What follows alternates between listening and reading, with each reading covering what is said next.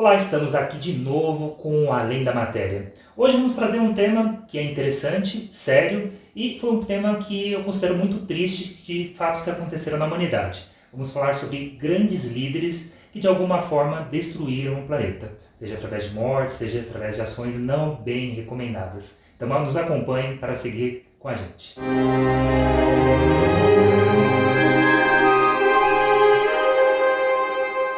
Olá, Sara. Olá, Rafa. Hoje vamos trazer um tema que dói meu coração só de saber números. Você sabe que eu gosto muito de números, mas esses números estão de um jeito que não é agradável. A gente sabe que tiveram líderes na humanidade que mataram muita gente, milhões e milhões. Não eles propriamente, mas com a voz de comando deles, levando legiões para fazer devastações na Terra. Então, gostaria de ouvir um pouquinho de você sobre esse tema. Falando assim, o Hitler, eles também estão como espírito, Mao Tse Tung, Genghis Khan, esses líderes que devastaram a humanidade assim, com muitas mortes. Bom, Rafa, isso acontece, né? Aconteceu, a história da humanidade foi marcada por justamente líderes que lideraram grandes massas, que de alguma forma sintonizaram com eles, né? E na hora aceitaram as ordens.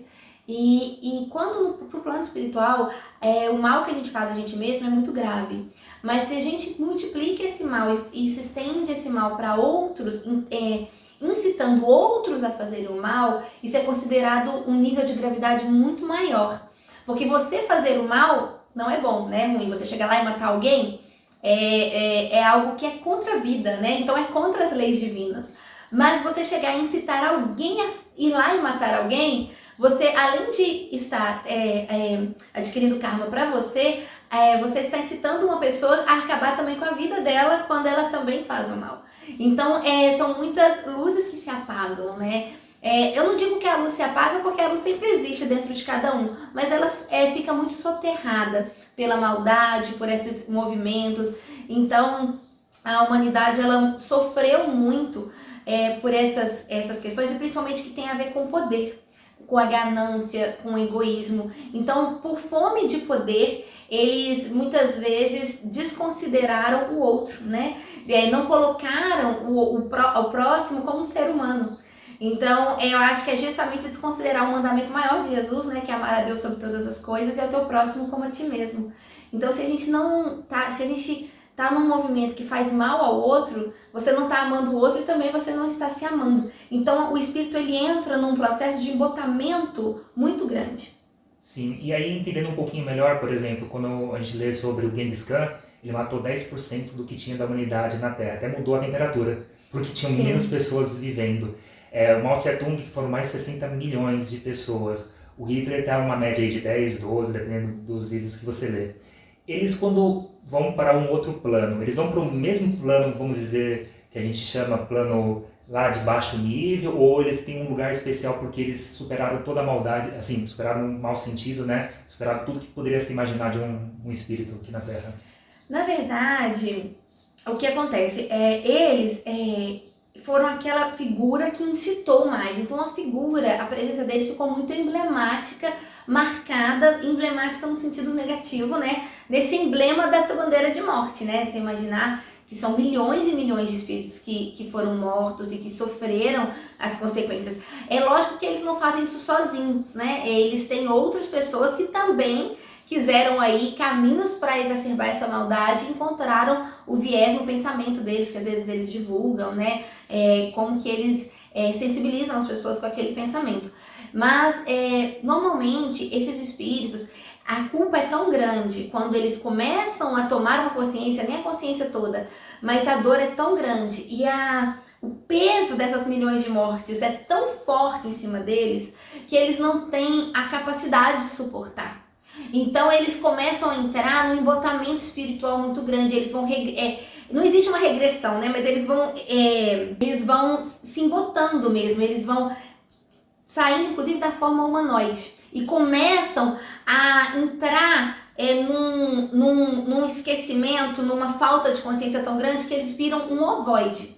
Ovoide é quando ele sai da forma humana e o corpo mental dele tá tão pesado, porque no corpo mental tá registrado todas essas questões, todas essas mortes, toda essa maldade, que o corpo mental dele É como se esse corpo mental formasse um invólucro escuro que colocasse eles num casulo. Então eles meio que perdem a forma humanoide e ficam nesse casulo em que o corpo mental coloca eles. Então eles fazem um fechamento mental tão forte ali que eles ficam ali embutidos nessa forma que a gente diz que são formas ovoides, que muitos livros espíritas às vezes relatam que existe esse forma ovoide, que na verdade ele é o momento em que o espírito ele faz um embotamento dele mesmo. É lógico que ele ainda é uma vida, existe a presença de Deus ali, mas ele está com um corpo mental tão denso que ele acaba se encapsulando. Era essa palavra que eu queria. Então ele se encapsula dentro daquela escuridão de si mesmo.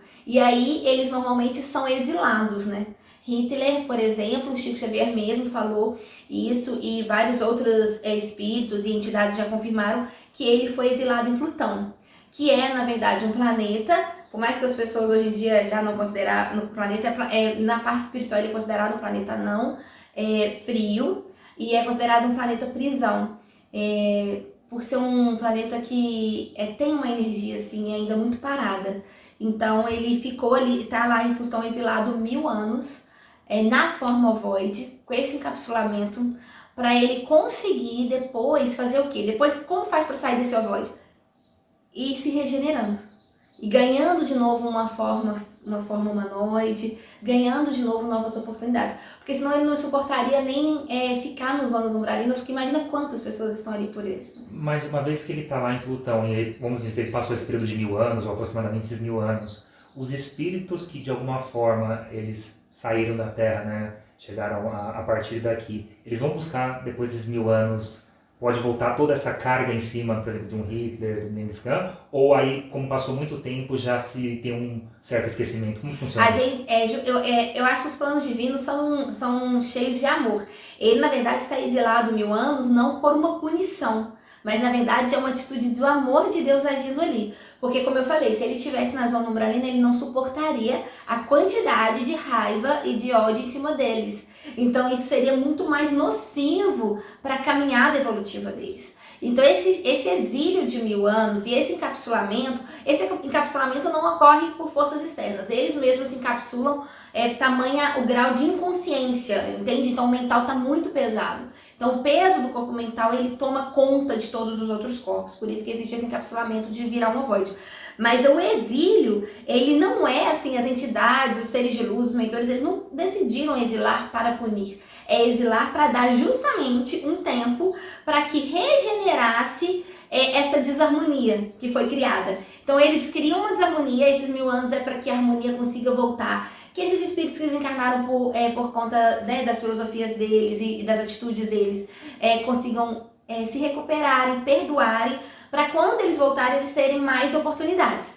Então eles voltam com maior, como está mais dissipado o mal, com maior oportunidade depois de voltar a... Porque na verdade o que a gente quer? Que eles encontrem o amor no final das contas. Então, num certo aspecto, né, dos males, muita gente pensa, nossa, eles podem voltar a qualquer momento, porque existe a reencarnação. Então, desses espíritos especificamente que a gente comentou, improvável voltar para a Terra tão cedo, improvável, né? Esses espíritos é improvável. Agora, aqueles que trabalham, grandes generais, déspotas, generais da época das lutas, das batalhas, que ficavam colonizando, principalmente na parte da Europa, eles têm reencarnado.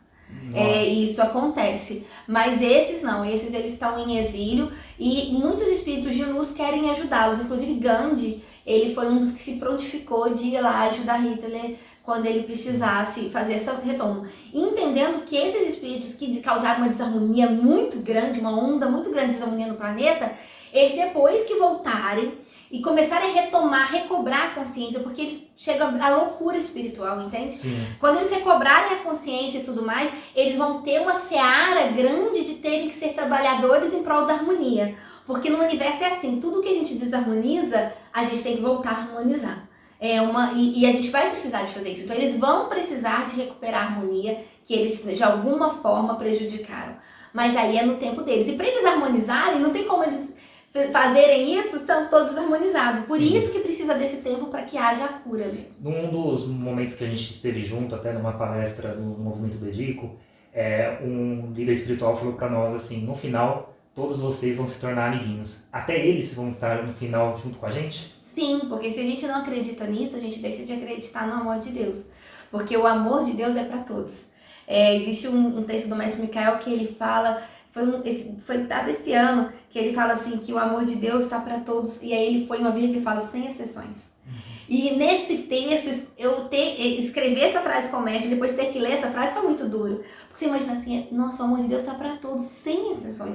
Então por quê? Porque às vezes tem pessoas que a gente acha assim, poxa, mas essa pessoa, né, que fez às vezes pessoas pedófilas, fazem mal pra criança. Você fala assim, mas o amor de Deus está para ele. E aí ele fala, tá. Sim.